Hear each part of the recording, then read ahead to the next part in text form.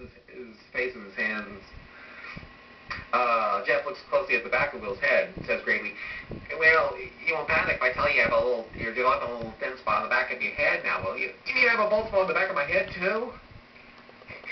Well, I'm afraid so, but it's only a little bald spot now. However, did you know that the longer you live, the more stress you'll experience without going without sex, and the bigger that bald spot will grow? You can't stop baldness, you know. I don't want to hear this.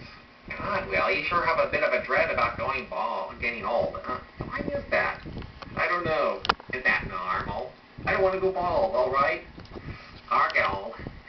Women have a fear of aging. Women and gays. I'm not gay. Would John Wayne worry about going bald? Probably. Did you know that it's effeminate to worry about going bald and getting old? And what does your comforting Bible say about those horrible effeminate guys? I'm not effeminate. No, just embarrassing vain is all, which tells me, Will, that nice old God of love of yours is going to give us both the boot. Oh, I feel so horrible.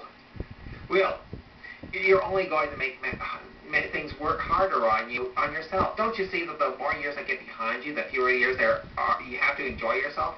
You can pray to that invisible God all you want, but that cute little bald spot of yours will just continue to grow until it's not so cute. Until it's actually quite revolting and ugly. Believe me, Will, things don't get better with age. Please don't tell me this. See, the way you are now shows me that you are insanely vain, and nobody suffers more with fleeting years than people like you.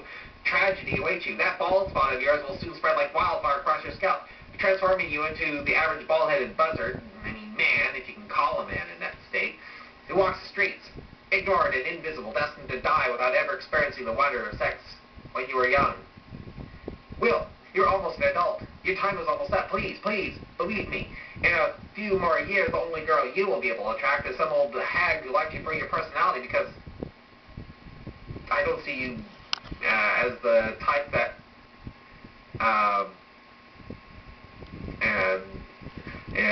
some old hag will attract you for your personality, because I don't see you as the type that will have millions of dollars to attract a young pretty thing. You're Satan. Satan's talking through you. Oh, terrific.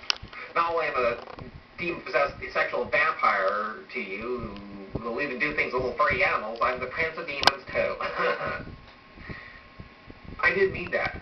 I'm trying to free you from oppression. You stabbed me by calling me Satan. Well, that's terrific. Well, go ahead. Waste your life away. Someday your eyes will be open to the reality that you were blind to yourself, and you will curse the day that you were born by your blind stupidity. You won't have any fond memories to look back on, and as people make jokes about your shiny, goofy, bald head, you'll hiss and spit at the sky with a raised, shaky fist.